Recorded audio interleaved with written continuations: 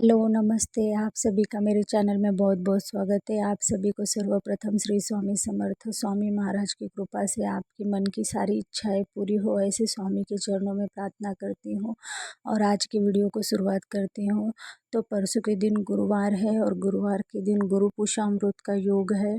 पितृपक्ष में पड़ रहा है ये गुरु पुष्यामृत, इसलिए ये बहुत ही खास गुरु पुष्यामृत है। पुष्य नक्षत्र जब भी गुरुवार को आता है तो उसे गुरु पुष्यामृत कहते हैं। पुष्य नक्षत्र सभी नक्षत्रों में बहुत ही खास नक्षत्र माना जाता है। पुष्य नक्षत्र की अति पावन पर्व पर हमें लक्ष्मी माता की स्थिर कृपा और अखंड लक्ष्मी प्राप्ति के लिए कुछ उपाय करने होते हैं, कुछ सेवाएं करनी होती है। गुरु पुष्यामृत योग पर हम खरीदी भी करते हैं। गुरु पुष्यामृत योग बहुत ही शुभ योग माना जाता है और इस योग में बहुत से शुभ कार्य किए जाते हैं। नक्षत्रों में गुरु पुष्यामृत पुष्य नक्षत्र अधिक शुभ नक्षत्र माना जाता है, इसलिए इस नक्षत्र में किए गए कार्य हमेशा सिद्ध और सफल होते हैं। तो गुरु पुष्यामृत योग पर हमें कौन सी सेवाएं करनी है और हमें क्या उपाय करने हैं, इस बारे में जानकारी दूंगी मैं इस वीडियो में। तो वीडियो लास्ट तक पूरा ज़रूर देखिए। आप लोग मेरा वीडियो देखते तो है लेकिन लाइक नहीं करते और कुछ कमेंट नहीं करते, तो इससे कुछ समझ में नहीं आता कि मैं जो भी जानकारी आप तक पहुंचा रही हूँ वो आपको पसंद आ रही है या आपको मुझसे कुछ जानकारी जानने में इंटरेस्ट है, ये कुछ भी समझ में नहीं आता।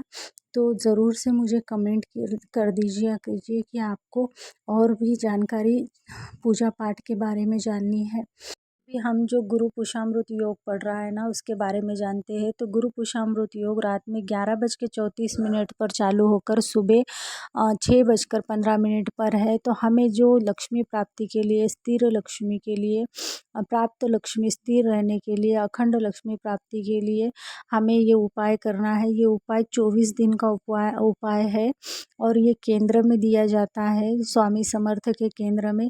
अगर आपको स्वामी महाराज की नित्य सेवा के बारे में भी जानना है तो मुझे ज़रूर कमेंट कीजिए, तो मैं आपको स्वामी जी की नित्य सेवा कैसी की जाती है इसके बारे में भी वीडियो लेकर आऊँगी। तो अभी हम माता महालक्ष्मी की हमें कृपा प्राप्त हो, इसलिए हमें क्या पूजा करनी है और कौन सा उपाय करना है उसके बारे में जानते हैं। तो यह उपाय 24 दिन करना होता है हमें। तो यह उपाय हमें रात्रि में करना है। गुरुवार के दिन रात्रि में 11:34 पर यह उपाय हमें करना है। तो हमें क्या करना है कि एक चांदी का दिया ले लेना है। अगर हमारे पास चांदी का दिया नहीं है आपके पास, तो आप कोई भी दिया ले सकते हैं, जैसे कि तांबे का, पीतल का या मिट्टी का भी दिया ले सकते हैं। क्योंकि ना चांदी का दिया अभी अगर आप खरीद सकते हैं तो चांदी का दिया ज़रूर से खरीदिए, क्योंकि चांदी मतलब शुक्र और शुक्र मतलब लग्जरी लाइफ। लेकिन अगर नहीं खरीद सकते तो आप आपके पास जो दिया है उस दिए से भी उपाय कर सकते हैं। तो जो फूल बत्ती होती है ना, फूल वाली बत्ती, जिसे हम घी में डुबाकर बत्तियां बनाते हैं, तो इन बत्तियों का उपाय करना है हमें। 24 दिन करना है ये उपाय। तो पहले दिन हमें क्या करना है, 11:34 पर एक फूल बत्ती, जो देसी घी होता है या गाय का घी होता है, तो उसमें गाय के घी में डूबी हुई बाती ही हमें लगानी है। अगर गाय का घी आपके पास नहीं है तो जो आप घर पर घी बनाते हैं तो उस घी की बाती आपको जलानी है इस दिए में। सिर्फ घी की ही बाती जलानी है, आप तेल की बाती नहीं जला सकते। और आपको क्या करना है कि गुरु पुष्यामृत के दिन पहले दिन एक बाती जलानी है, दूसरे दिन 2, तीसरे दिन 3, चौथे दिन 4, पाँचवें दिन 5, छठे दिन 6, सातवें दिन 7, आठवें दिन 8, नौवें दिन 9, 10वें दिन 10, 11वें दिन 11 और 12वें दिन 12। और फिर 12 बाती पूरी हो जाने के बाद 13वें दिन भी हमें 12 ही बाती जलानी है। और 13वें दिन को 12 बाती जलाने के बाद फिर हमें बातियाँ कम कम करते जानी है। 14वें दिन 11, उसके बाद 15वें दिन 10, ऐसे करते करते हमें बातियों को कम कम कम करते हुए जब एक बाती रह जाए, बस उतनी सेवा हमें करनी है। उसके बाद बातियों को जलाना बंद कर देना है। लेकिन ये बातियाँ हम ना पहले दिन जब गुरु पुष्यामृत योग पड़ता है, तो जब गुरु पुष्यामृत योग की शुरुआत होती है तो पहले दिन हमें उसी टाइम पर बाती जलानी है। उसके बाद 24 दिन हम सुबह या शाम जब भी हमें टाइम हो तब हम बाती जला सकते हैं। तो क्या करना है ना, गुरु पोषामृत दिन के दिन आप रात में 11:34 पर बाती जलाइए। अगर नहीं जला सकते तो सुबह सुबह ब्रह्म मुहूर्त में सुबह 6:15 से पहले बाती जला लीजिए। तो अगर आप शुक्रवार को बाती जला रहे हैं तो फिर शुक्रवार से बाती की गिनती कीजिए। अगर आप गुरुवार के दिन रात में 11:34 पर बाती जला रहे हैं तो फिर 11:34 से ही मतलब गुरुवार को एक, शुक्रवार को दो, ऐसा करना है। मतलब असेंडिंग और डिसेंडिंग ऑर्डर में हमें बातियाँ जलानी है और वो भी फुल बत्ती जलानी है और देसी घी की या गाय के घी की ही बत्ती हमें जलानी है। बत्ती जलाने के बाद हमें आप सेवाएं क्या करनी है, तो सेवाएं हमें ये करनी है कि बाती जलाने के बाद हमें श्री सूक्त होता है, ये जो माता महालक्ष्मी के श्री सूक्त बोलकर मंत्र होते हैं 16 मंत्र, और उसके बाद फलश्रुति होती है। तो हमें ये एक बार पढ़ना है श्री सूक्त।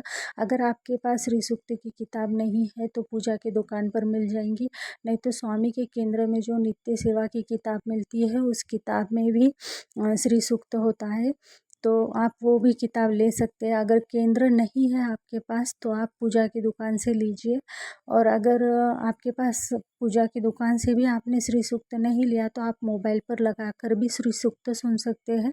ये माता महालक्ष्मी के मंत्र है और माता महालक्ष्मी को अति प्रिय है। उसके बाद श्री सूक्त का एक बार पठन करना है, एक बार गणपति स्तोत्रम का पठन करना है, और फिर उसके बाद हमें 16 बार विष्णु गायत्री मंत्र, 16 बार लक्ष्मी गायत्री मंत्र, उसके बाद 16 बार कुबेर मंत्र, ऐसे मंत्रों का जाप करने के बाद एक माळ नवार्णव मंत्र की करने की है, और उसके बाद एक माळ हमें स्वामी समर्थ की करने की है। तो अब मैं आपको बताती हूँ कि जो लक्ष्मी गायत्री मंत्र और विष्णु गायत्री मंत्र है वो बोलते, ओम नारायणाय विद्महे वासुदेवाय धीमहि तन्नो विष्णु प्रचोदया।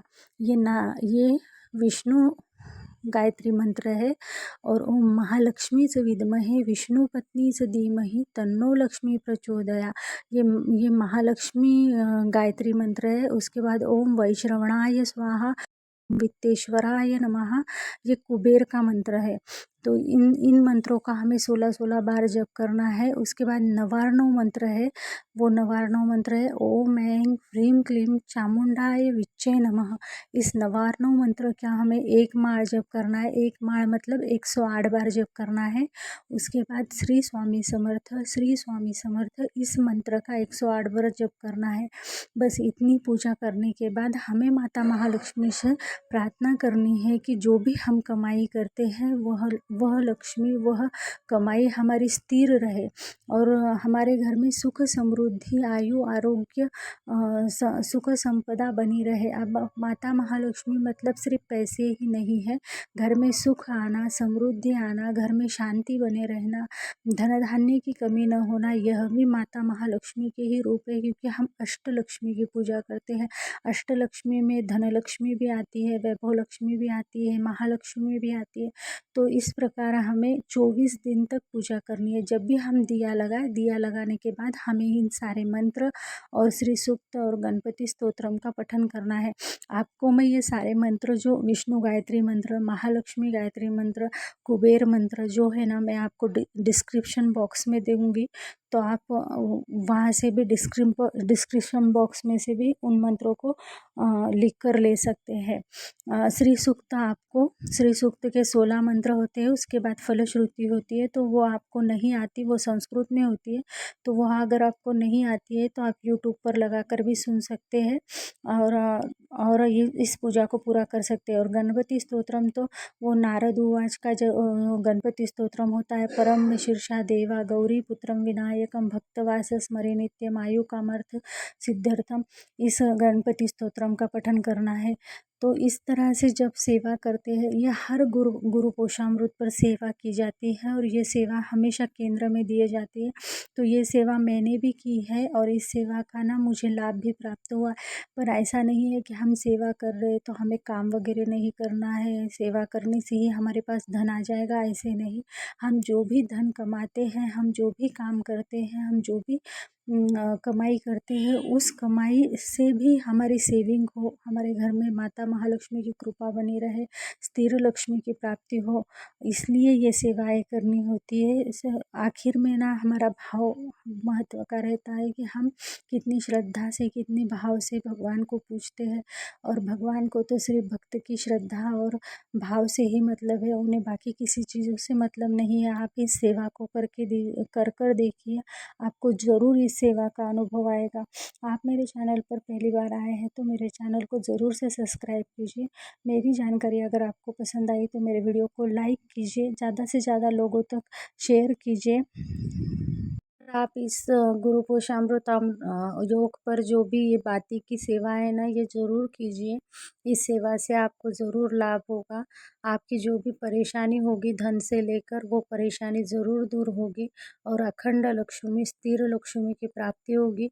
आप ये सेवा ज़रूर करके देखिए, आपको अनुभव मिलेगा। मिलते हैं नेक्स्ट वीडियो में। अगर आपको स्वामी समर्थ महाराज की नित्य सेवा की भी वीडियो चाहिए तो मुझे ज़रूर कमेंट कीजिएगा। तो नित्य सेवा कैसी की जाती है इसके बारे में भी मैं वीडियो लेकर आऊँगी। मिलते हैं नेक्स्ट वीडियो में, तब तक सबको श्री स्वामी समर्थ।